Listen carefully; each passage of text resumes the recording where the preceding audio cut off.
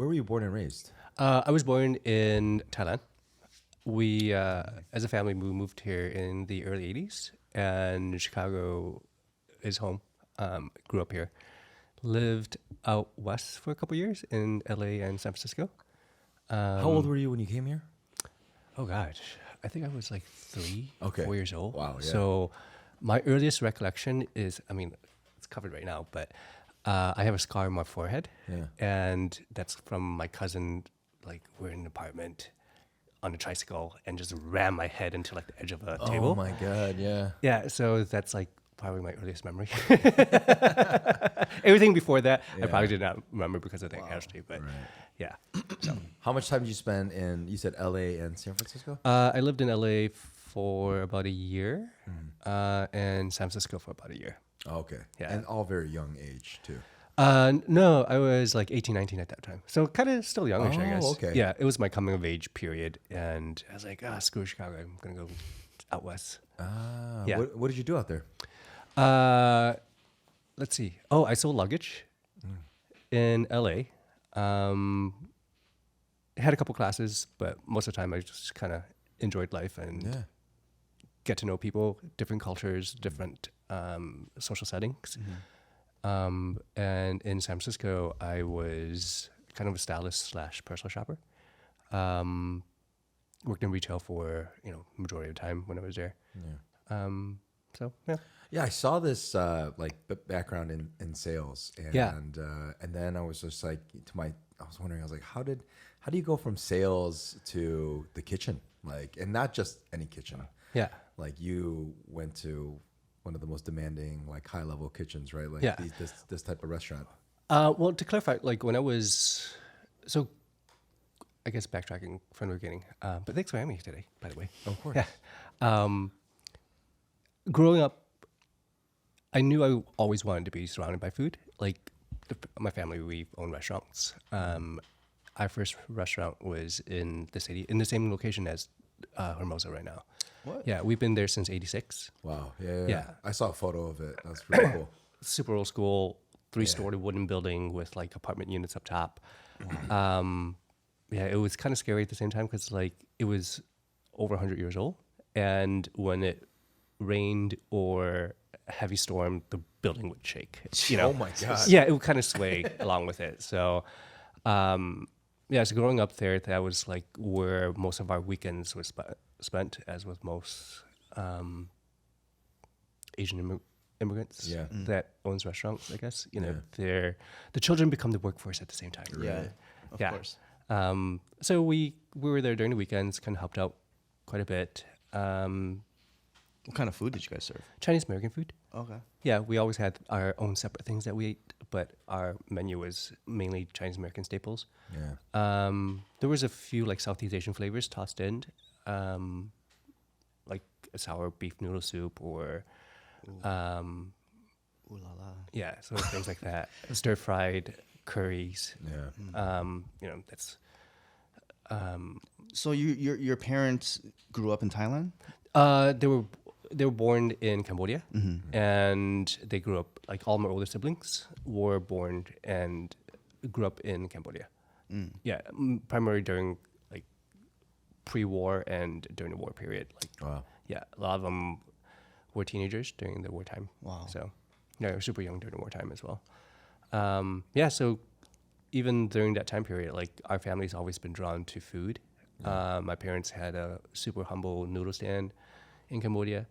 And we've just loved the connection to food. That's, I think coming from a culture that we, in a time period in an area too, that had very little, food was always a gathering of a large group of people, was always a cause for celebration. Yeah. And that's our connecting point when it comes to food, is to find a way to connect and just celebrate each other's time, especially when, more so now, because we're all so busy. Yeah. And to be able to sit down and enjoy our time together and being nourished at the same time, I think that's super soul, Fulfilling. yeah, Yeah, for sure.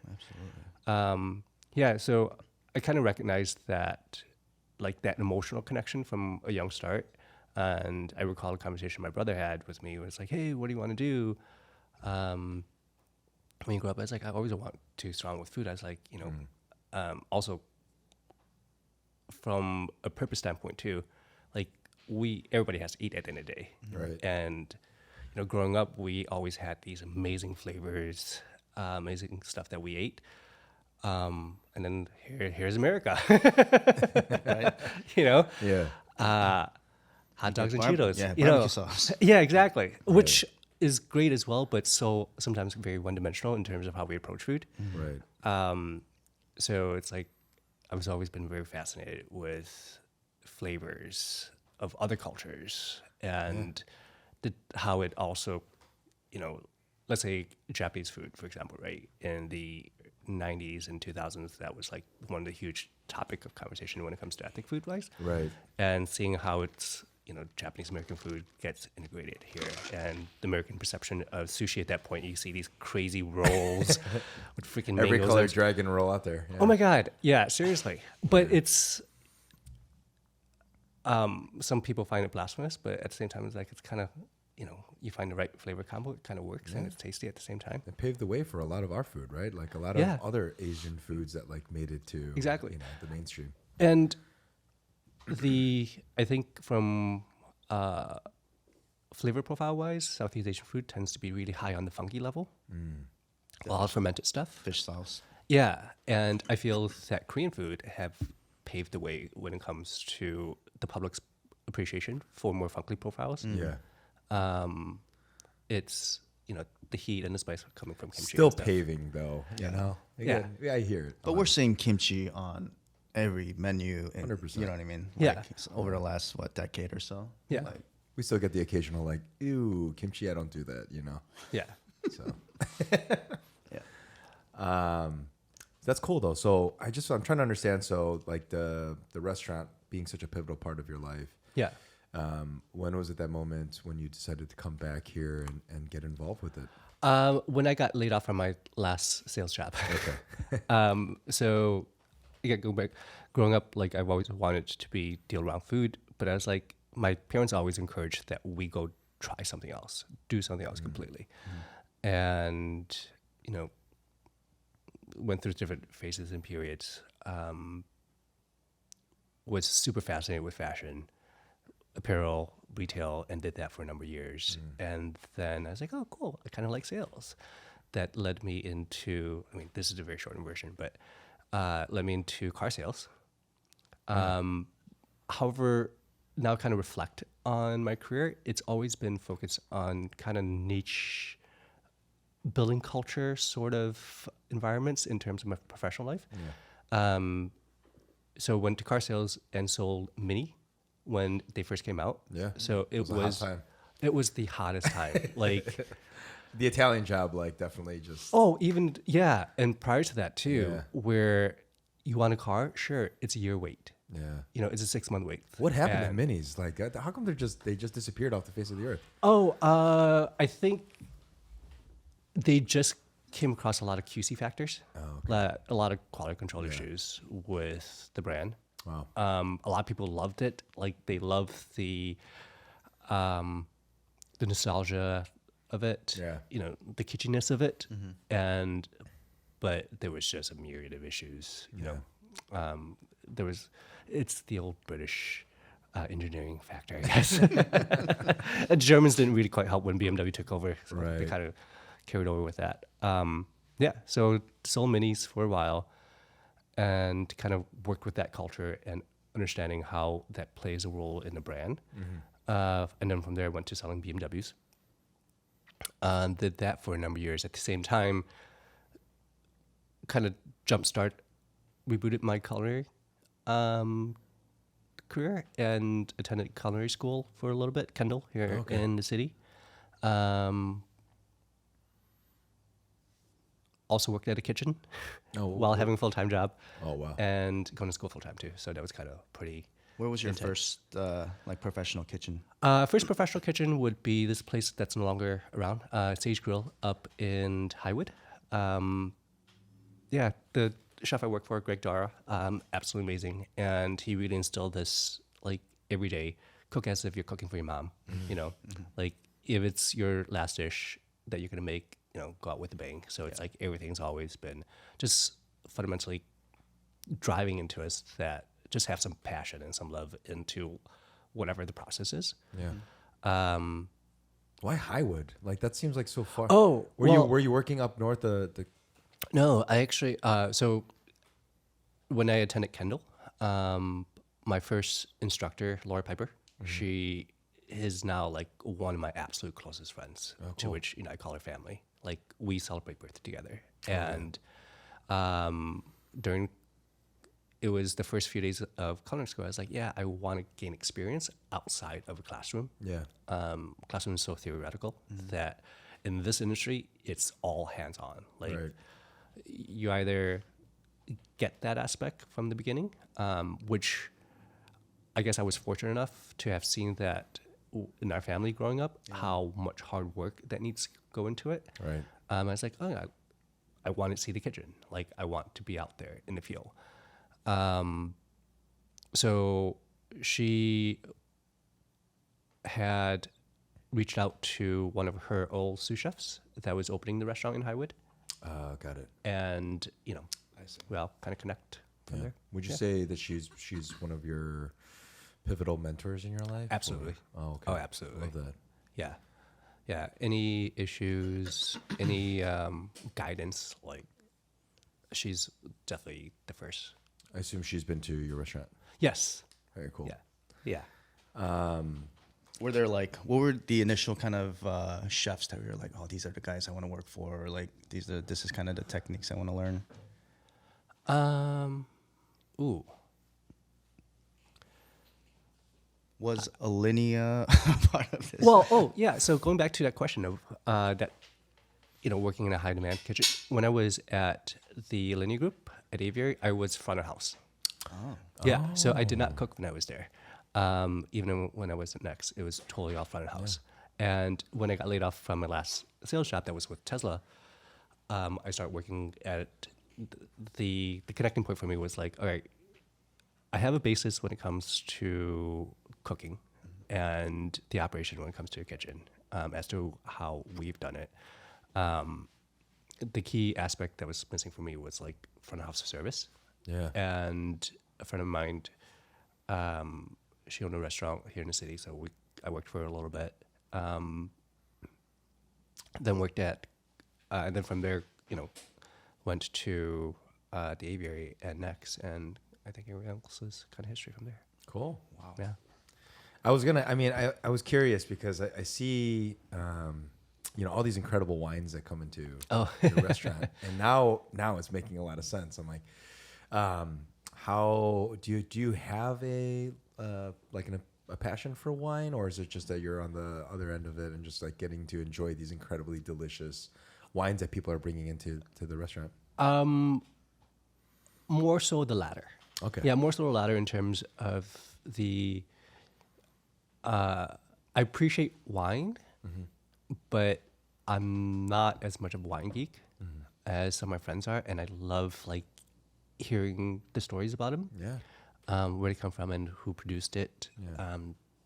the different varietals, and how some of these vineyards have been in family for generations. Right. So I love that aspect of it. But as far as retaining that information and sharing that story, Right. and the nuances, it's like I can't retain all that. Yeah.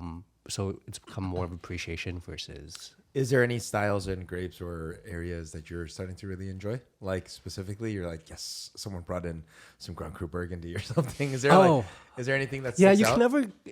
Well, like you can never say no to Grand Cru Burgundies. Yeah. You can never say no to beautiful bubbles and champagnes. Yeah. So you get some incredible champagnes in that place. I've seen the there's some really fun lineups stuff. are incredible. That's awesome. There's some really fun stuff. I like things that are a little more quirky that would come in. Okay. Is there one that you can kind of put your finger on that you remember that's a little My esoteric? go-to, my two go-to wines in terms of like kind of Enjoying fun with stuff. food Yeah, or even just specifically? drinking Or by ju- itself. Okay. I would say Tokai Fermentsec from Hungary. Nice. Yeah, I really, really like that Yeah. quite a bit. And astratikos from Greece. Those are kind of like my two favorite. Interesting. Yeah. Yeah. Very cool. Can you tell us a little bit how you got Hermosa started? It was, yes, I was laying in bed. What year is this? This was in 2013, 2014. Okay. Oh, wow. I was laying in bed after a shift at Aviary, coming back home at 6 a.m., 7 a.m., because we all kind of go party out afterwards. Oh, okay. It wasn't just work. Yeah. Collectively, it was like with work friends, with coworkers. But yeah, I was rolling in, and then at like 11, 12 o'clock, Dad was like, keeps on knocking on my door. He's like, yeah, we have this project going, and you should do something. Only caveat is make sure you have mashed potatoes. What? Yes, because it brings back to like our Thanksgiving holidays. I was always in charge of the Western dishes, like so the turkey, the mashed potatoes, Yeah. Green egg casserole. yeah, the salad, pasta, and all of a sudden we have like Thai curry to go with it, and some funky Asian stir fry that goes with it, and they're like, as long as you have mashed potatoes, you'll be good. I'm like, but mashed potatoes have never gone on the menu, to be honest. I love that. So Dad was like constantly just asking me about it, and after a few, conversations, I was like, yeah, it's probably time to kind of do something. Let's just start it and see where it goes. The initial concept-wise was, drawing back to space and like, what do I want that space to be? And I knew like my sister and brother were gonna keep doing a Chinese American spot next door. So I kind of want to have fun with it. So it reflected back on my high school years, where there's always that neighborhood hot dog hamburger spot with the arcade, that fun space that kids can go after school and just kind of be them amongst their friends, and have a good time. That was a hit. Start off really as hot dogs, burgers, sandwiches, shakes, and a bunch of comic books that was all laying around for the kids to read. Yeah. So none of the like ethnic or cultural. No, in the beginning, influences? well, there was kind of little plugins from the start in terms of, hey, this is not just going to be a hot dog hamburger spot. I was fermenting my own hot sauce right from the beginning. Oh, cool. I was making bolognese for pizza puffs. So Holy shit. as opposed to like buying my own Yeah. pizza puff. So I was like, all right, let's make an effort to actually try to make something. Yeah. As opposed to purchasing everything prepackaged. Yeah. And just nuke it or fry it and call it a day. So, and then it slowly started adding some more flavors of dishes that I loved, meals that I've enjoyed, and packaging that together into a sandwich. I think one of the first couple hits were a karaage, po' boy. Yeah. Yeah. Japanese fried chicken. Awesome. Yeah, so I did that as a po' boy. What'd you put in that? Just pretty simple, straightforward. Frying the chicken, Yeah. marinating of the karaage with soy, sake, sugar, ginger, garlic, and then just panko coated, deep fried it, and then went super wet, Western approach in terms of an aioli, lettuce, tomato, mayo. Nice. That's about it. Okay.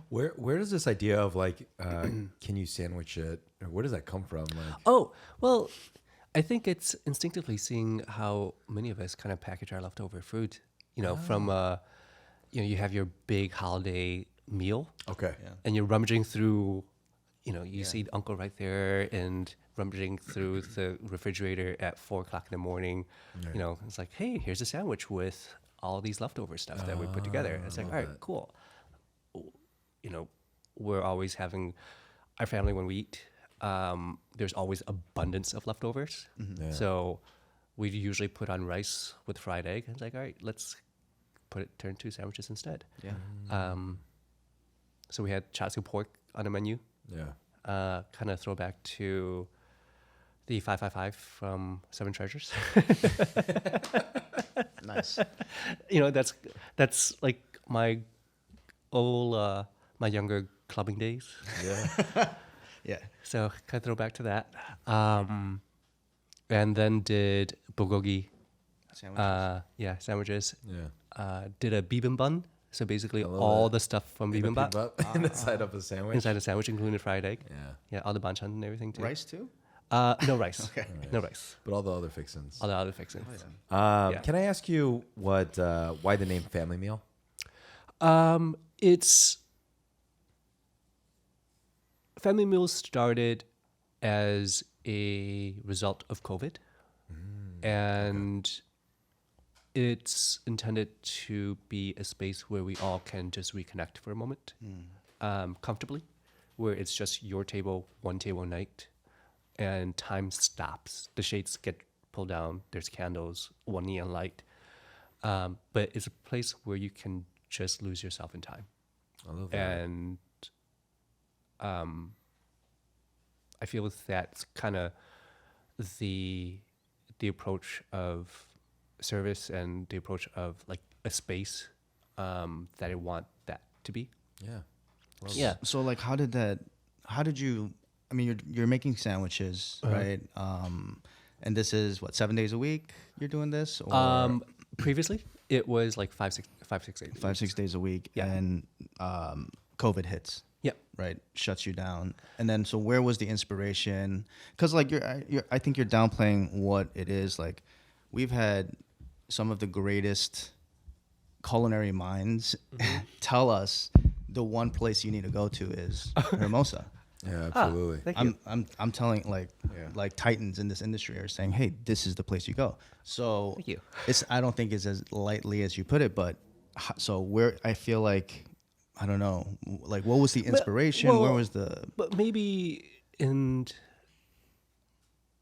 the most simplistic form is I feel like the direction of the industry sometimes have gone too theatric, and we've lost or kind of forgotten a bit when it comes to the most simple formula and approach to why we do what we do. Yeah. And that is the human connection. And I say this even amongst guests at other places too, when I was part of their experience for the evening. There's nothing more important than the great food, great wine, great music, great company, Right. and that's it. And like, you feel the energy in the space when the team, when you go there, they make the space and the experience more about them than the people in front of them.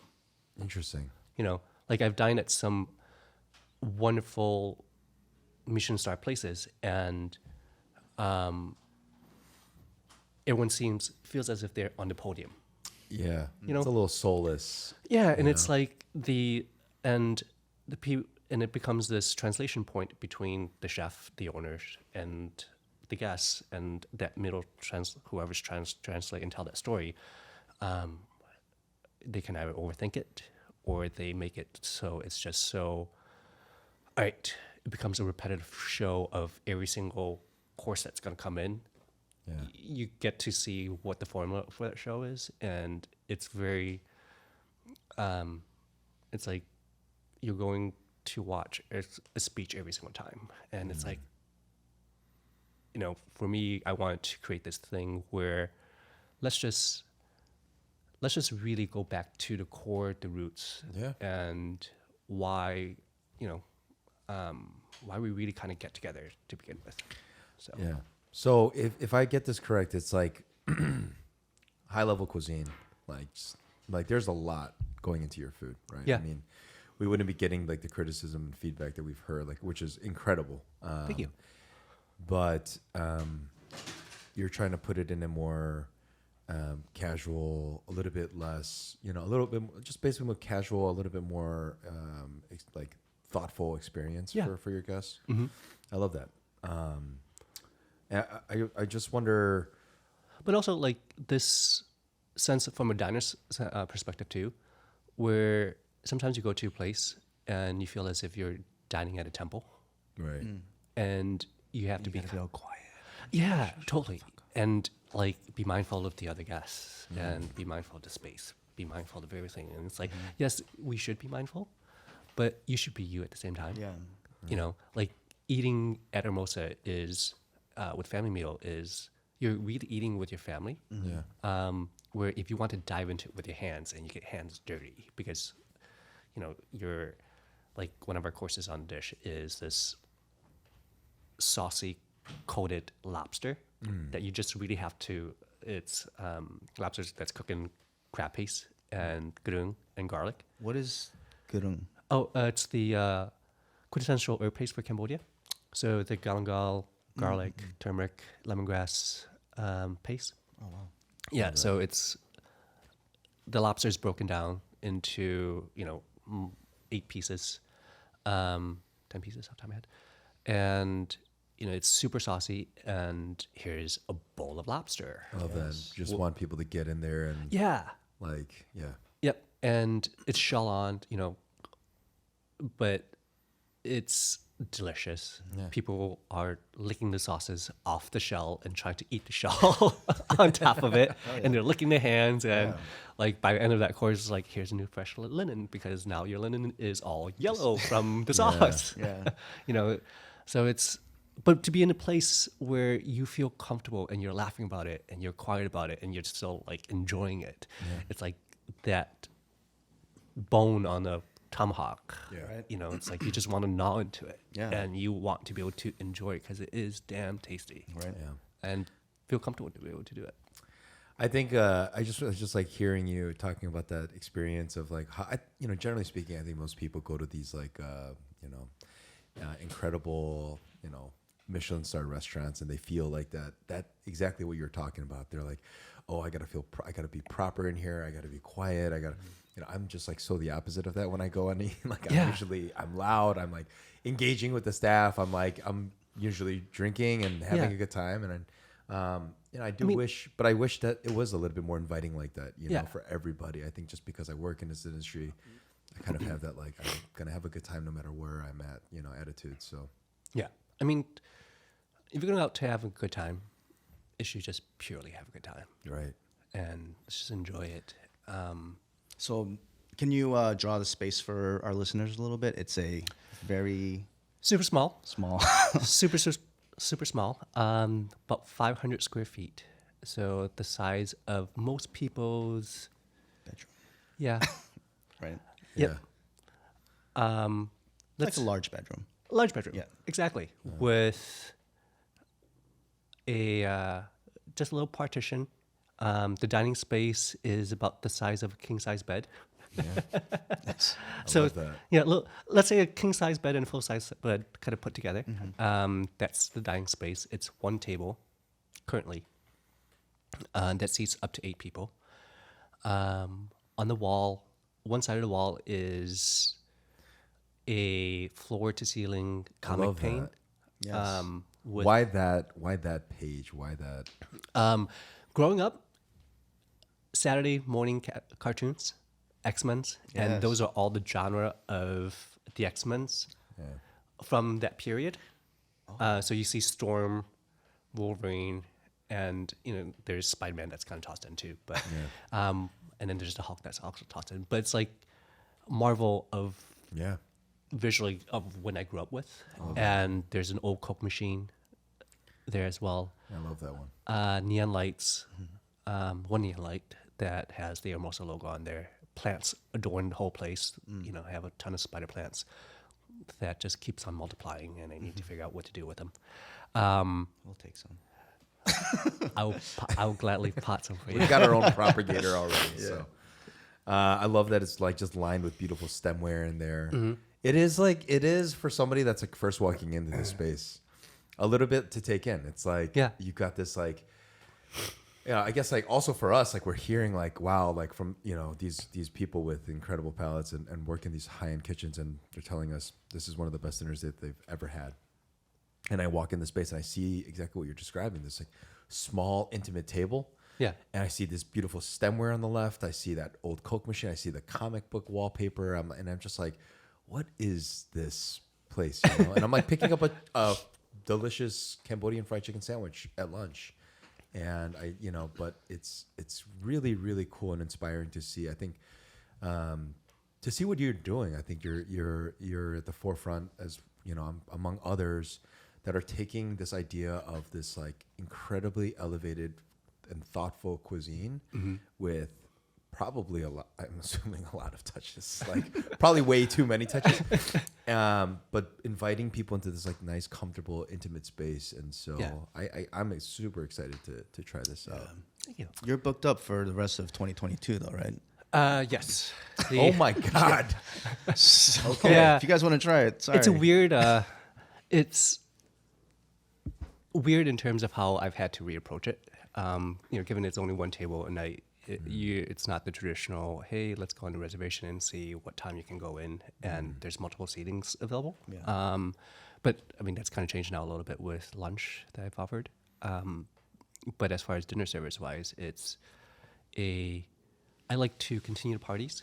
So the guest list for guests to return is a little bit shorter. That is like the end of the year for that. But the separate guest list when someone inquires to come to dinner, that is a bit longer than that as well. Oh, wow. So Does it need to be so like say I only have a party of 4? yeah, I mean, you could do party for. Yeah, Oh. I saw. So it's for listeners out there. It's and you can go to the website, but it's $7.95 for up to 4 people. Correct. So if it's 2 people, it's still $7.95. Yes. Got it. I was just making sure. I've had one person solo I book. saw that. I saw that you go 1, 2, 4, and I was Yeah. just like in my mind, I'm like, someone out there is enjoying an $800 dinner by himself. I'm like, fuck yeah. To that guy or girl, like whoever did that. I'm and- like, fuck yeah, man. And they're getting the whole menu. Yeah. Oh my And- God. They're eating as if they are the family itself. So they're getting the full size portions of everything. Yeah. Right. But it makes great sandwiches and leftovers the next day. Great leftovers. You know? I do feel like that's such a good point. It's like people are always coming into our restaurant and it's like saying like, how much food should we get, right? And I love the idea of like pitching it's like leftovers are great, right? Like you're at a restaurant, like why not like taste a lot? Like me and Angela love a little over ordering at times. We've gotten better at this, but like the idea of taking leftovers home and all these flavors, and you can like create your own thing afterwards. Like I love that idea. And at a place like your restaurant, I'm sure there's just this like wide variety of incredible flavors and textures and things going on. So I'm sure that guy had a delicious week of food after that dinner. But also from leftover standpoint, us as a family, all my siblings, they have kids. So I view it from this perspective that everyone's schedule is so busy. Yeah. So if they go out to eat and they have abundance from that, what will hold well Yeah. the next day or two, where they don't have to worry about cooking or they don't have to spend money to go eat again somewhere else. And it's like, hey, this, braised pork belly dish will be bloody fantastic tomorrow. Yeah. Like maybe most people have like rice or a box of pasta they can just cook up and eat with it. So Yeah. Do you offer beverage, or is it strictly BYOB? it's strictly BYOB. I mean, there's beverage in the form of like non-alcoholic stuff. Yeah. Sodas and mixers, bottled waters, things of that sort. But Yeah. otherwise, everyone brings their party, brings the beverages, and yeah. I want to ask. I noticed you call yourself a content creator, and I just wanted to kind of peel that back a little bit. Like, what does that mean to you? It's trying to understand the space for what it is needed for that moment. So for me, it's I still feel awkward when people call me chef, to be honest. But like, I don't know. To me, I'm just Ethan. Let's get to know each other by a first name basis in that regards. Yeah. So if I have to put a title, I'll say owner, content creator, just because from start to finish, the experience, from music, food, decor, and space. Right. It's all curated by you. Yeah. And for the longest time too, even when I was doing Family Meal, up until September, when I have my wonderful friend Miguel, who have joined the team, I was basically a one-person operation. Wow. Oh my God. Yeah. So, when people were dining at Family Meal, I was start to finish. Yeah. Chef, server, host. Dishwasher. Busser. Prep cook. Janitor. Right. The hood guy that cleaned everything. Oh God. Plumber, electrician, you adding that too? And Depends on minor stuff. I'll do that. Jeez. YouTube. It's great. Yeah. Oh, YouTube is bloody fantastic. Love it. I love that. So you were doing lunch, and then during COVID also dinner service. Yeah. Jesus. Yeah. Where's Miguel from, by the way? I mean, I got the pleasure of meeting him last week. Oh, Miguel he and I worked at the aviary together. Oh, cool. Yeah. Is he front of house too? Or? No, he fortunately was back at house. So So now it's just two of you. now there's three. There's three of you. A friend of mine, Brian Vertari. Overstaffed. Yeah. Yeah, we kind of triple. He's crowded back there. He's like, Jesus, you guys are in my way. Yeah, well, it's like, hey, sit down, go, just kind of relax. Let's do, help you out here. And I was like, yeah, but I feel bored. Do you handwrite all your menus? I do. So first of all, I gotta say that the penmanship. I'm like big on penmanship like that. That your handwriting's incredibly beautiful. The menus look beautiful. I think that there's something so special about that. And I maybe I just can't put my finger on what it is, but I saw these beautiful menus that you were handwriting on your Instagram, and I was just like, that just makes the experience even, I don't know, like it's just that much better. It's like personal. The chef or the content creator is like, he's giving you something that he did himself. It's so cool. It takes me back to like La Scarola days. Oh, but I they love La Scarola. they still do it. We just went to La Scarola, and the special sheet is like, except it's not like your handwriting. It's like they took like the worst person's handwriting and just like put together the menu. Sorry if it's the owner of La Scarola. It's the guy who's gonna get all mad at me next time I see him. I'm wondering, obviously, Cambodian food is going to be a huge pull here, but are you drawing inspiration from other, where do you get that from? Food-wise or Cambodian food? Let's talk, how about everything? Like everything you're creating, right? The music, the space, the food, the whole, let's call it the quote unquote experience. Yeah. Right? Where are you drawing that from? It starts with the basis of being able to connect and being able to connect with people from different backgrounds, and being able to draw parallels in what we eat and versus what someone else's eat. Because at the core, at the end of the day, the cooking wise, we can call it different techniques. The technique is the same, but whether we call it kaw in Cambodian, braising in the Western world. Oh, okay. The technique to actually cook it is very similar. So for me, the connecting point is understanding the technique of how to produce the food and the flavor profiles of how we see parallels in other cultures as well, and how we can apply it into kind of just bridging cultures together, and how it can be harmonious at the same time. Where we roast a pork and there's certain technique levels as to what's expected that's cross-cultural, crispy skin, puffy, and making sure it's moist and it's well executed, it's not dry, and it's not like cooked on oblivion. We all understand that regardless of where you come from. And the nuances ends up being the different flavor profiles and how we can draw parallel to other people's cultures. Whether, let's say, you're having a funky fermented fish as a sauce profile that goes on steak that we call tukbrahak. So it's fermented fish that it will definitely clear a room upon opening sometimes. I love that. But once it's cooked, it's super delicious, and we use it in a sauce that has a ton of limes, a ton of herbs. It's salty, it's funky. Interesting. But that funk level, you can draw parallel to like people liking blue cheese on a steak. Yeah, that makes So it's like, there's these pleasure points that people have that once we kind of draw that and connect that together,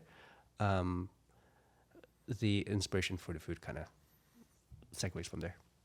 Got it. And can you give me what is the music vibe in your restaurant? Or is it changing? It's changing. The three things I do not play. I don't play yodeling. Okay. Country generally is not, and not because I don't like country. It's just Doesn't fit the vibe. no. The energy is very different because like I'll like one or two country songs, and all of a sudden you hear this country song that kind of gets tossed in. It's like, oh, it's a bit jarring at the same time. Yeah. So no country, and I try to avoid top 40s. Interesting. Yeah. A lot of indie music. I have a friend's song on the playlist as well. Rich Jones, local artist. Also not Yeah. familiar. Does some amazing stuff. So What kind of music does he play? hip hop. Oh, Yeah. nice. Yeah. Awesome. Super cool. I love it. I wanted to dive into your love of nature. Yeah. Where does that stem from? And is that something? I think it's new? cultural. Okay. We, like our family, we've always enjoyed plantings, natures, gardenings, and really, actually, my dad, he has a green thumb. Like our restaurant beforehand, and was Kim Long, at the same spot, and the place there was like plants all over the place. When they moved the restaurant to their current location during the construction, he brought his 25-year-old bamboo tree that's still in the restaurant. Wow. And a corn, one of those large corn trees that is still around as well. So it's just a love of watching my dad nourish some of these plants. Yeah. Yeah. He can't do it as much anymore these days, but I try to kind of carry that on. Have you ever done any camping or like backpacking or? Is Yeah, camping for sure. My partner and I spend quite a amount of time throughout all over Wisconsin. So either in the woods or going fishing, hiking quite a bit. Yeah. I've got a few great spots in Wisconsin. I don't know if you've been to like Kettle Moraine Valley, the southern unit. Yeah. It's got some really beautiful spots over there to go, not just camp, but like some beautiful hikes over here. So Yeah, we're actually going to be there this coming weekend too, but not Kettle Moraine. Northern Wisconsin, Northwoods. oh, cool. Yeah, we're right by Superior, and an hour away from the Michigan border from the UP. Oh, And- cool. Okay. Yeah. Yeah, I've been to Pictured Rocks up there. And it's absolutely beautiful. Oh, there's like a series of different waterfalls that are just stunning, and it's amazing. Where's this? It's like by the UP. Yeah, we're Superior in Michigan. Yeah. You got to be careful with those black flies up there around this time of year. Yeah, though. they bite you. They'll eat you. They're nasty, man. They're Yeah. like, it's like, yeah, it could be a horrendous experience if you're not prepared. Absolutely, and for this. you'll all of a sudden you have literally a chunk of meat Yeah, off of you. it's because of, brutal. Yeah. So Me and my buddy. They'll eat the flesh. Yeah, they bite you, man. big are they, these they, things? They're They're vicious. They're not bigger than our normal Chicago fly. Except they have. big fat Chicago one. Yeah, every once like in a a while. well-fed. You know what? Fat You know what I Chicago thought fly. was so crazy One about that these eats people black from flies? Wisconsin. This was my first experience. So me and my friend Danny went up to the UP to Pictured Rocks, and Yeah. it's like a 9.5 something mile like into camp, and we're like going through, and it's like, dude, these flies, they're not only just like viciously painful, like they bite you in these like weird areas. So like if you're listening to this, it's like imagine your shoulder blade like on your top back, like but you can't reach there. So they like right here, they're like biting you. Yeah. Like they know our anatomy, and they know that like I can't swat you away there. And the other place they were getting us, it was our elbows. Huh. And I was like it wasn't just me, right? And it wasn't just like constantly, like it was just same spot. Yeah. Danny too. It was like on his elbow and on his back. So we basically had a shirt that we were swinging like this, just over our shoulder the entire Maybe time. they're like bony skin. Dude, it was the worst experience ever. And then we had on top of that, it was like kind of like a wet season, so you had a crazy amount of mosquitoes. As soon as you went into the woods, it was Yeah. all mosquitoes. But then you went out to the coastline, because it's kind of like this beautiful hike where you go into the woods, out to the coastline, into the woods. And they eat your Yeah, flesh. sounds great. The flies would meet you on the coast, and then the mosquitoes would meet you inside the forest. So we ended up jumping into our tents at like 2:00 in the afternoon, and just stayed there the whole time. It was a interesting experience. But I'm wondering what it is about nature that you find out there, because I connect with that. You know, It's our relationship with nature. I think we've. It's a friendly reminder that there's stuff outside of our, human fabricated world, and it weirds me out that we've gone so virtual on a lot of things that we've become disconnected as to our relationship with nature and the decisions we make, how it can affect, our environment as well. And it's kind of been a weird, I should say, it's been very fulfilling. The past couple years, where I've spent a lot more time, with my partner in terms of understanding what we can do from a conservation standpoint. So my partner was in the military, and he went to school for natural sciences, was a conservationist for a brief period with the Wisconsin DNR. Wow. And he and his family, they are also caretaker of this plow land in central Wisconsin, where they are actively fighting like invasive species, primarily like Japanese barberries and buckthorns, so that the natural habitat, natural plant life can flourish. So the past couple of years, they have seen a decline in the deer population. So we took measures in terms of like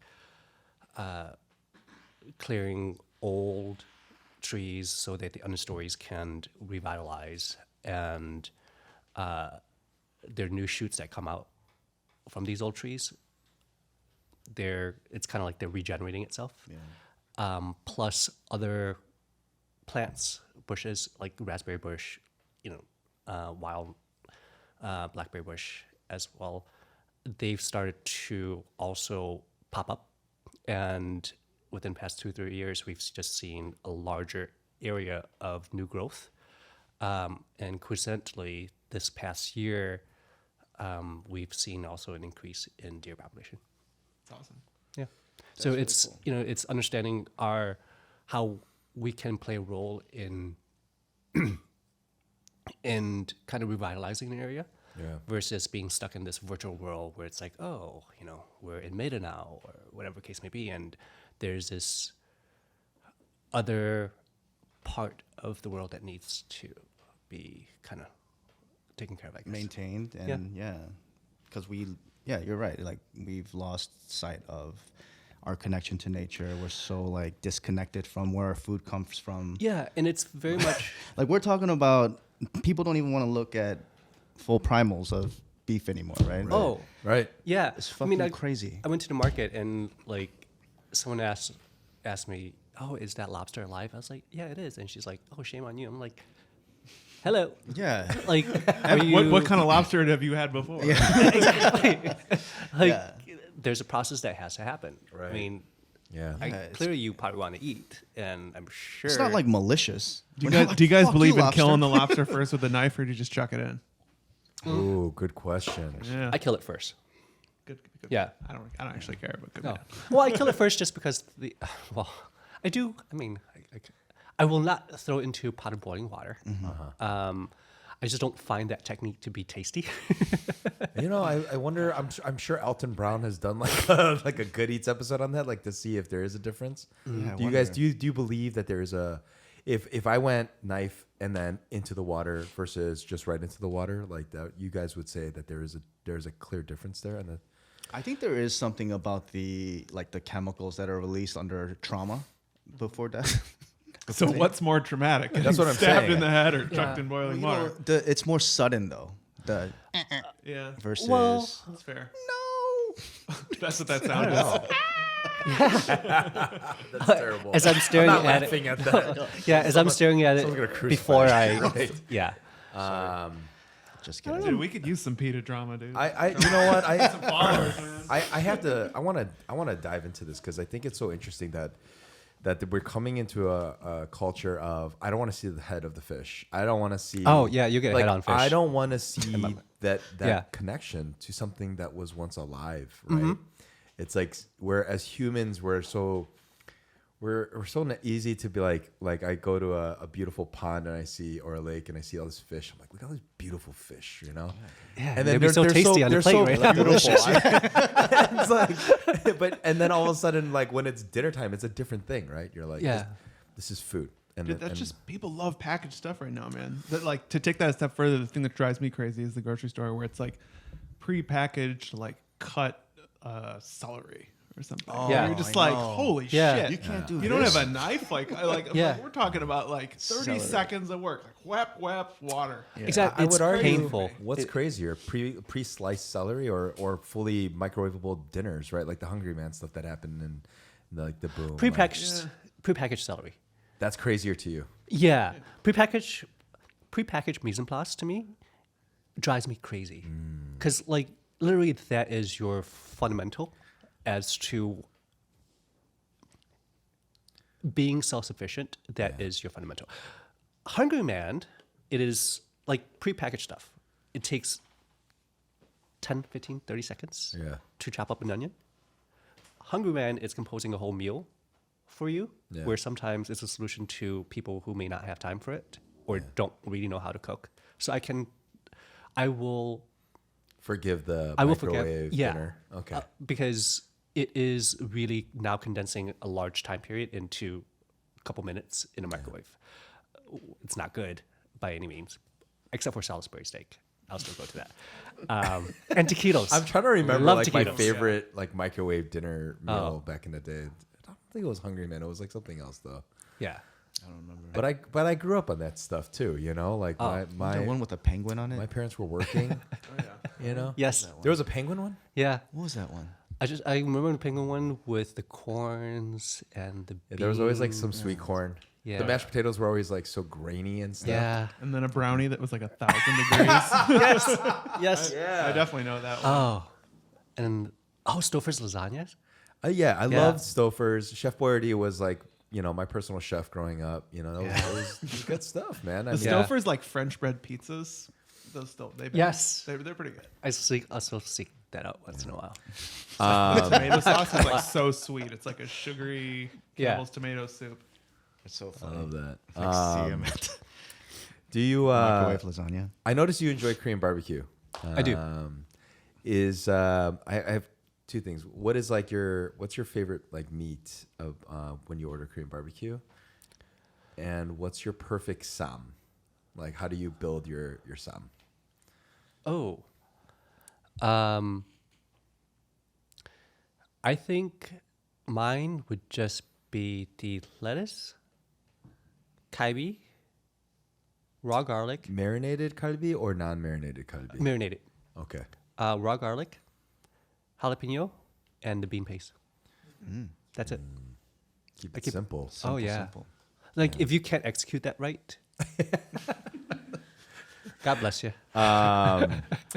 Do you eat it? Do you eat it in one bite, or are you one of those? Are you like One of those. Oh, Okay, can I Take tell your you? time, I just guys. like what drives me nuts growing up is, or not growing up now is, I see the taco eaters in our restaurant, you know, and I get it. It's like I think it's a weird thing to tell people, but like I grew up eating Korean barbecue, and it's like watching my parents eat too. Yeah. You know, it's like everything's one bite. You Yeah. know, you build this fucking incredibly massive. Like pull your mouth Yeah. open. Yeah, you're like using your fingers to like stuff it in there, and I Yeah. love that you can't talk. You're just I think like, that's also the reason why they'll probably encourage that so they don't have to listen to their kids for like Yeah. 5 minutes. Yeah. like So they can just you see chew. what we're doing? You can't ask me a question. Stuff if your I'm- Exactly. fucking face. Yeah. Yeah. love that. Now enjoy your meal. Yeah. We're done. Oh my god. But never I thought see a about it lot like in our that. dining room. I see Genius. people that like grab it and they're kind of like trying to like rip the meat and like, Yeah. I'm like, that's not gonna work, man. That's No. short rib. Like it's like good luck. Yeah. What is it about Korean barbecue that you love? It allows me to cook at the table. Yeah. You just can't stay out of the kitchen. No, I That's, can't. Yeah, it just allows me to. You're- I He's like organizing and- his mise en place. He's like, guys. Yeah. Hold on, kimchi over here. well, and it's also like it's your opportunity to cook with live fire, Yeah. and I don't know. Some of us can be a bit apocalyptic minded sometimes. So like, technology is great, but when there's no power in the world, your induction burner is not going to work. You know. So yeah, you can have your generator. Sure, but most of us are not going to be in a position to have a generator at that point. So it's really let's get down to the basics. Yeah. Get primal. Yeah, understanding fire and how to cook with it, and placements of things and the temperature and everything. So I love that. I always like. I think that's such great advice for home cooks. I can't remember where I heard this, but like they were saying that You should go to Korean barbecue. no, that ultimately at the end of the day, like these great cooks, it's like the understanding and relationship of your heat and fire, and like Yeah. what are your whatever it is, like whether it's a vegetable that you're cooking or protein that you're cooking, understanding the relationship of that heat, and But I it feel goes like, back. I think like our conversation earlier is what creates a wonderful meal is just understanding simple tools and how to execute it well, being down to the basic of understanding how to start a fire and maintain a fire and cooking over an open flame, where tools and toys are kind of fun. But from an economic standpoint, where I'm purchasing an equipment just for single use, or that most people don't have access to necessarily, sure, it'll kind of make things more convenient. But if I'm going to go backpacking somewhere, right, it's really just going to be matches, a fire starter or something. And I'm not going to go backpacking with my induction burner behind me or electrical rice cooker, so to speak, as well. It's a couple pans, knives, and how to start a fire. I love that. Were you eating a lot of these fish you're catching? Yes, it's more sports minded with my partner. With certain fish, like they're more drawn to like the walleyes and muskies of northern Wisconsin, so to speak. But for me, my initial question is always, anytime we go fishing or hunting or whatever, is like, can we eat it? If we can't eat it, Yeah. why are we doing it? So Right. if it's for sport, I want to eat it. Function over form. I love that. How important is your culture in what you do at Hermosa? It's very- I do you think- pronounce the H? Hermosa. Hermosa. Hermosa. I think it's very important. It's still you still have to pay tribute to the flavors and style of how we eat. That our ancestors ate before us as well. I don't believe that people's creativity is solely theirs. We're all inspired by something. Right. And you always have to pay homage to that. And would you say like the bulk of your culture is influenced by Cambodian cuisine, or is it kind of like with the upbringing in Thailand? With the upbringing with my family. We're Chinese, Cambodian. So like the purpose of why we eat certain things during festivals or, holidays, that's really important. Yeah. And when we gather together, there are certain dishes that we always, will make. That's also really important as well. Okay. Yeah. And also like our definition of what we eat at certain time, for breakfast, lunch, and dinner. I have congee for breakfast. I have congee for lunch. I'll have congee for dinner. Yeah, it's the same. Right. Yeah. So it's like our, It's not about the meal. It's more about making sure you eat exactly. at this and time. not to define, what constitutes breakfast from Western standpoint. Right. What constitutes lunch? What constitutes dinner? It's for us, I'll have a bowl of noodle soup for breakfast, and that's just what we love. Yeah. And I'll eat it along with my, egg McMuffin. But Yeah. I'll have the noodle soup first. How other than your parents, where else are you finding your source of like more information on your cuisine? Like, are you Oh, YouTube's great right now. okay? Yeah. Have you traveled back to Cambodia to like? Last dive trip into was in '90s. Oh, Yeah, so wow. I've not. I've been so focused when it comes to like work and everything, that, like my mind's not been traveling. Yeah. In terms of like international travels, although a trip is long overdue. But yeah, YouTube is a great source of a learning tool for love sure. that. Yeah, especially when you like I'll have it playing in the shop, and there's this YouTuber that the whole segment is in Cambodian, and Miguel's there trying to prep, and he's trying to understand. I think they finally caught a few words and understand them, but it's he was this guy from Cambodia is like making these really fun dishes that we are familiar with growing up. So understanding that, hey, this is actually legit, and some great dishes that he puts together. But in the midst of it, he's like playing Christmas music. So it's kind of weird and bizarre at the same time. Yeah. That's the YouTube formula. If you guys didn't know. That's how they draw you in. Yeah. Those Christmas tunes. I guess I wonder this because I actually had a conversation with a guest at our restaurant. It was like a large table, and I'm trying to remember. I got bits and pieces of this memory, but it was basically like just stopping by and seeing how everything was. They were young. You can tell younger generation. And that's one thing that I think is so incredibly fun about what we do is that we get to see, Asian Americans coming into a space in downtown Chicago and feel like connected to a restaurant, right? Yeah. Outside of just like, oh, good food, right? They're just like, there's this idea of like, oh, I love that this is kind of like the new age of, right, the second generation, right? The children of immigrants owning a restaurant, and I get to come here and connect with culture, right? Yeah.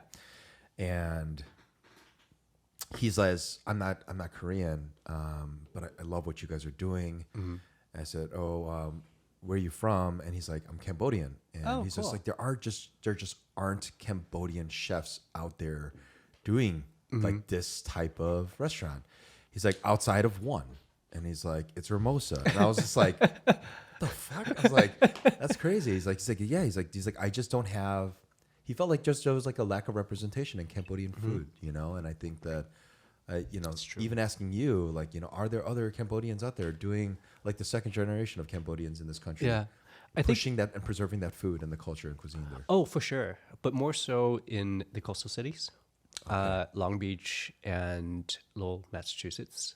Long Beach, California, Lowell, Massachusetts. Those. Well, I'm like, my immediate reaction was like, not LA, not San Francisco, not New York, not these major cities. Long Beach is also nicknamed Little Cambodia. They have the largest. Oh, I didn't Yeah, know. and it's just right outside of LA. So there's a huge Cambodian population there. Some amazing restaurants. More of the old school format there. Okay. Lower Massachusetts, there's a huge Cambodian population over there as well. And Northern California, more so like around Stockton. There's a couple spots in like Seattle that's kind of start coming up. In the Midwest, there used to be a huge Cambodian population. Most of them have moved away in the past 10, 15 years. Janesville, Wisconsin, Grand Rapids, and Twin Cities. Interesting. Yeah, a lot of them moved. Well, the ones I'm familiar with, a lot have moved for jobs. Okay. You know, being unskilled and It's just lack more of education. opportunity. Yeah, a lot of them were in factory jobs, Oh, and okay. that's where they kind of moved to in that Yeah. regards. So But here in Chicago, it's pretty scarce, yeah, right? we're starting to see, you know, quite a few of the communities kind of be revitalized a little bit. And are you connected with the Cambodian community? My family is. Up until recently, I've, you know, been more so recently than in the past. In the past, I've not gone to the temple as much. But the past couple of years, you know, as my parents are getting older, I'm trying to spend more time with them. And lately, you know, I've been going to the temples a little bit more frequently with them. That's funny because like our parents' generation too, like church is where they find each other, right? Yeah. Like immigrants moving to a different, like I don't know. I guess that's the same in Yep. many I mean, different that's cultures. every culture. It's like that movie Minari, like didn't want to go to church, you know? Yeah. Dude didn't want to go to church, but it was like, that's where his family found refuge, right? Yeah. They were like, we're surrounded by people we don't know in a country we don't understand. But this is a place that like, I see somebody that I know and recognize the language and Yep. brings me back home. So Also, it's community. That's what it definitely. is. So with the aspect of community, you know, you have your resources of people who have been here prior, before, you know, it's an immigrant that's been here for a longer time period that can provide information. Guidance and- Yeah. yeah. But also, like, for us, going to the temple is an opportunity for the community to eat together as well. Whenever we have gatherings at the temple, it ends up being this massive, massive potluck. Yeah. Where everybody brings that's something. true. Oh, And it's like 100 per. interesting. Yeah, you'll be in this temple with like 75 to 100 people, and everybody brings food. So it's like we go there to bring offerings to a couple monks, you know, a few monks, and they have to eat before 12 o'clock. Oh, So it's like 100 people bring food just for 3 monks, and all of a sudden we all, it's like, oh, there's too much food, we're just gonna eat. interesting. I mean, not as simple as that, but it's we're giving offerings and kind of reconnecting. And some of my most favorite things in Cambodian cuisine, I get to eat I at love the that. temple. Temple, yeah. Yeah. It's like Korean church food. Yeah, no, seriously. Like some of my fondest memories of Korean food are like the church Yeah. meals that we would go upstairs and eat. You It's know, like a after whole service. section of Korean cuisine is Korean church food. It's strange, Fascinating. right? Yeah.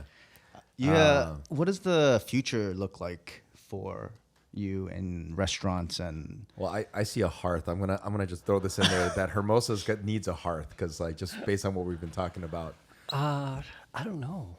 I want to see you cooking over a wood fire in that. I restaurant. love that. I Yeah. absolutely love that. There are certain visions in mind as to what the next chapter holds, but to be determined. You know, right now I just kind of want to get everything all settled in and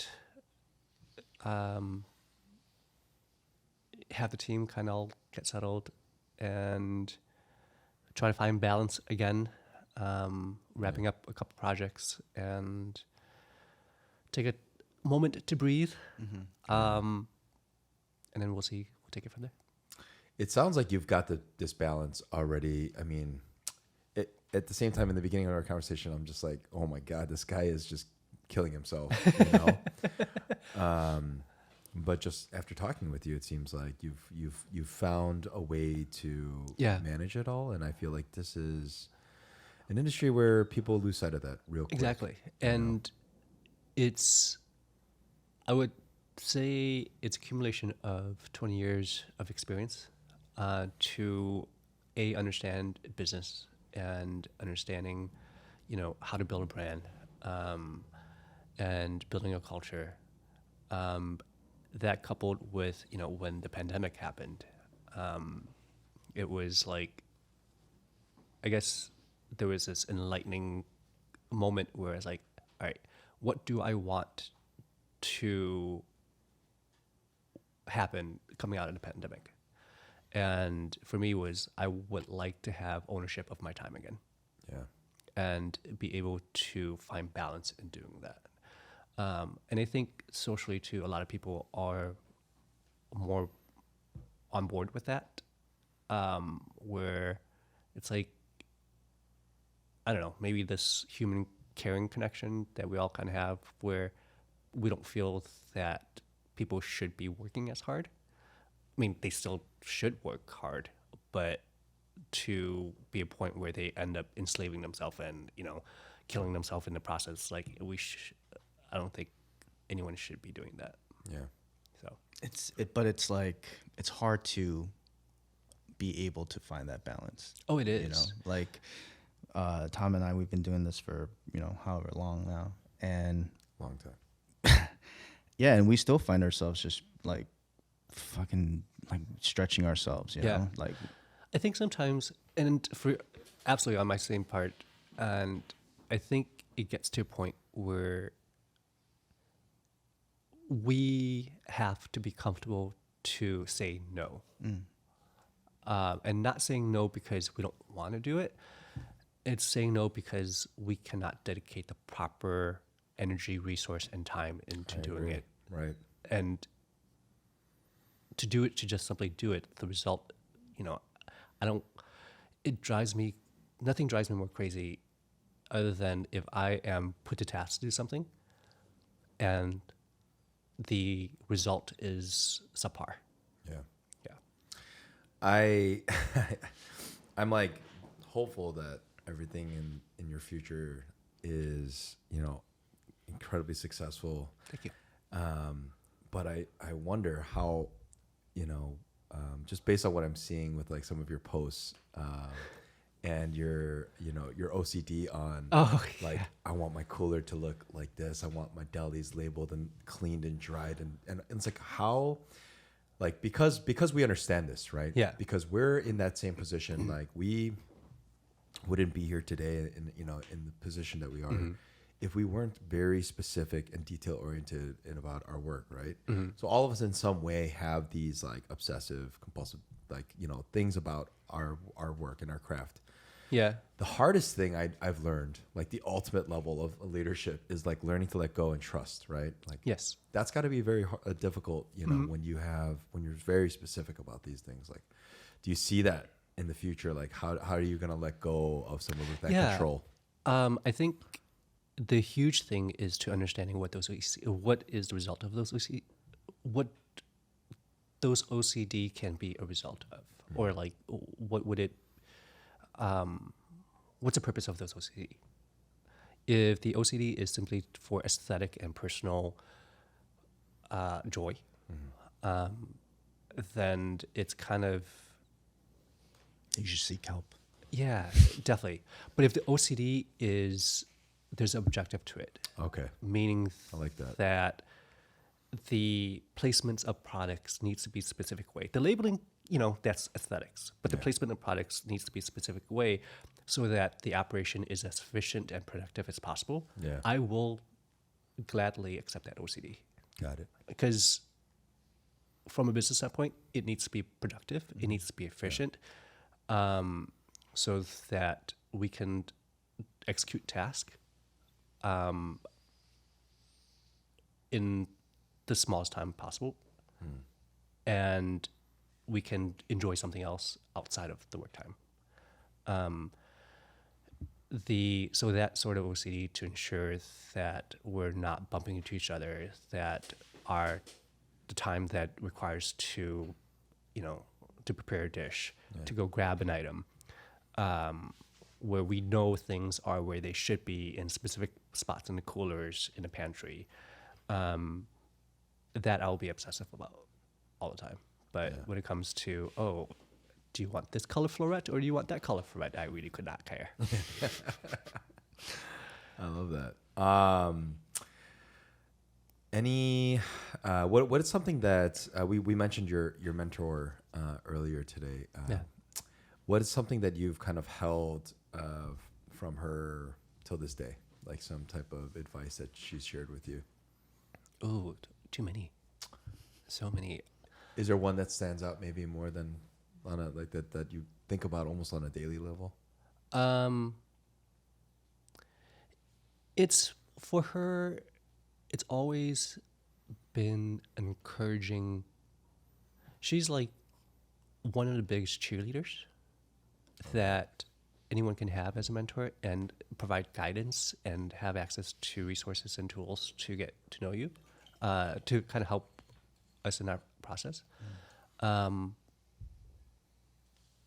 Yeah, Piper, she's amazing. Like, she has decades of experience. She knows so many people around town.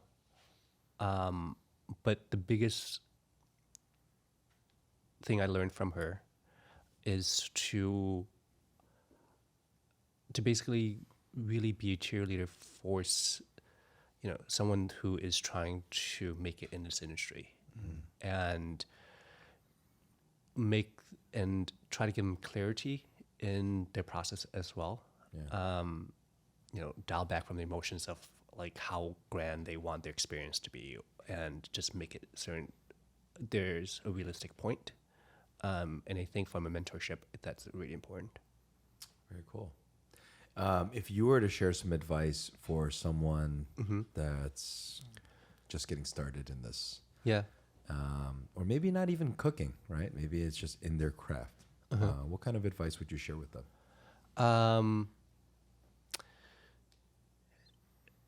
A series I would probably say, be super passionate in what you do, and definitely put on your blinders, where it is important to have a clear vision and understanding the nuances and steps and processes, and be able to just have a strong knowledge of things from a macro level, and not just try to get one single, like if you're creating a product, right? It's not just the sole product, like a dish in itself or a sandwich in itself. It's everything else that goes into it. The picture stuff. Yeah, total big picture. I think that's probably the number one big picture for the objective in itself, in creating that experience, that product in your creative work, and in how that big picture ends up being a spider web, so to speak, and is really your spider web at the end of the day. Not have, a critic tell you whether not a critic in necessarily the traditional format of food writer or writer of that sort, but critics of all forms, Friends and family Your included. mom. guests that comes in as well who are a critic. It's when you have a clear vision and you have a clear understanding of all the path of what you want to do, are things can get lost in translation in trying to explain to somebody, and at the end of the day, it's the end product and the end goal that you want. Love that. Yeah. Any shout outs that you'd like to plug in here for any businesses that you enjoy supporting, or anybody that's been supportive of you, or anything? A couple I'd probably say. Shout out to Siam Noodle and Rice. And Why do I know that name? Where are they located? they used to be on Sheridan and Leland, but they have, our family, we've gone there. Like I've gone there since I was a kid, and now they are on Broadway, just south of Montrose. What's up by you? Yeah, it's in this little strip mall.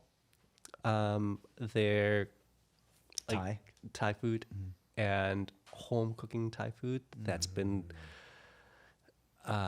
putting out some of the most amazing home cooked Thai food for since I've known as a kid. I don't want to put you on the spot, but is this like northern Thai cuisine or is it southern Thai cuisine? I don't know off the top of my head. Okay. Yeah. But yeah, it's tasty. Cool. Super, super tasty. Any other? Definitely all my old bosses. Oh, The Patrick Womack, who was my dear friend and boss that over at BMW, learned quite a bit from them. Oh, and my friend Georgia, who no longer is here in the States, but she's actually in South Carolina right now. But yeah, she was like one of those persons that her husband is German and she's Greek, and they lived in Europe for quite a bit. They met each other in like Brazil, so super well traveled. But like, and this is kind of encompassing a lot of my friends, how I say, they're super well traveled, but really appreciative of other cultures' food, and they just love it. And and all my friends who are from various different cultures, that's probably the biggest shout out, that just love other people's food. Like, I have white friends who just love the funkiness of Cambodian food, and Asian friends that absolutely love all the richness of European foods. And yeah. I love that. Well, I'm super excited to see what you do. I think that what's so incredibly interesting is the perspective you bring to this food. Not only just Cambodian food, but cooking in general, right? Yeah. I had this kind of perception going into this that Hermosa was going to be this like the idea of Alinea, the idea of these like incredibly polished dinners. And I think what I'm hearing is just like and what I love is that you have this different eye versus like a chef, right? It's not this like traditional chef perspective. And I love the idea of what you're creating. And just to go back to that, you have this almost like a little bit of a front of house, right? Kind of perspective. And you're just kind of creating this beautiful experience, not just a plate of food. And so I'm super excited to see what you do with that. Where can people find you online and on your website? IG, Instagram would probably be the best communication tool that I use. That is at Hermosa, Chicago. Hermosa, Chicago. At Hermosa, Chicago. If you'd like to care to share your personal, if you want people. Yeah, I actually don't use it that much. So okay. I don't know what my personal handle is. Got it. Well, I have it here. It's actually it is at Ethan .lim. So got it. Yes. if you want to see beautiful photos of his hiking. Also, big There's a lot of cat congratulations this year. You were the recipient of the Rising Star Chef for the Jean Banchets this year. So Thank you. congratulations. Yeah. I love that you took your mom to that. That was. It's really, the award was for her. Oh man, that's even better. She was gonna she was definitely gonna be my date that day, and I was trying to bring Dad too, but Dad was not feeling that well, and yeah, the award was really for her, and she always stood me up for the date. She tried to yes, I love that. Yeah, she called me at like 12 o'clock. She's like, "I'm not feeling it well. Do I need to go?" That's so good. Yes. So I like, furiously trying to text a bunch of my other friends. I was like, "Hey, can one of you guys join me?" And they're like, "Oh yeah, sure." And then all of a sudden, Mom's call. She's like, "I'm feeling better now. Can I go?" So I had to text it where I was like, "Sorry, Mom's going instead." Yes. Shout out to Mom. Yeah. You can also reach out to Ethan and the Hermosa team at hermosachicago1@gmail.com. Yes. Get over there and enjoy some delicious food and be a part of the experience he's created. So Yeah. thank you for joining us today. Thank you. Ladies and gentlemen, Ethan Lim.